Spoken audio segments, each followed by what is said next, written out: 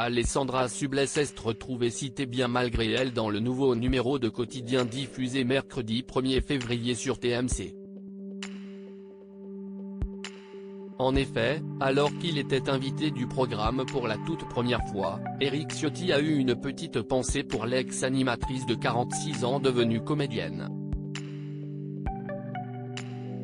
Car lorsque l'animateur de l'émission Yann Barthès lui a demandé de se présenter, estimant qu'il n'était pas encore bien connu du grand public en dépit de son statut de président du groupe politique Les Républicains, l'homme politique a rappelé qu'il avait pourtant pendant longtemps eu une sacrée réputation avec Alessandra Sublet.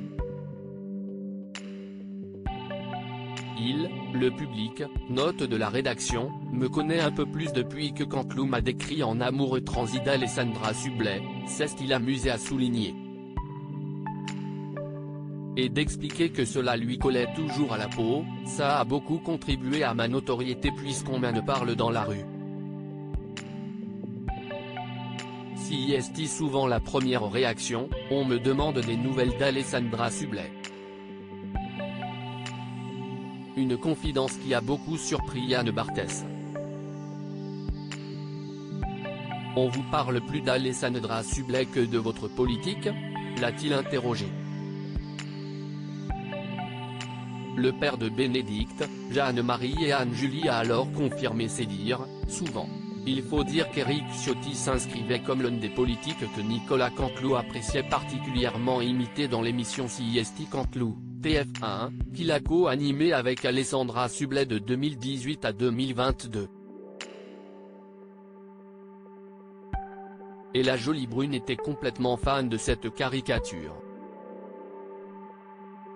Il y en a trois que j'adore, Nicolas Sarkozy, François Hollande et j'aime aussi son imitation d'Éric Ciotti, avouait-elle lors d'une interview pour Paris Match réalisée en 2019.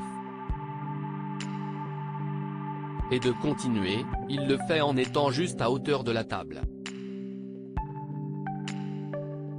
Il y a un côté un peu burlesque qui m'éclate. Rappelons que depuis le départ d'Alessandra Sublet de TF1, CIST la journaliste Hélène Manarino qui a pris la relève pour accompagner l'humoriste Nicolas Canteloup dans sa pastille d'imitation. La brunette avait fait ses débuts à la rentrée 2022.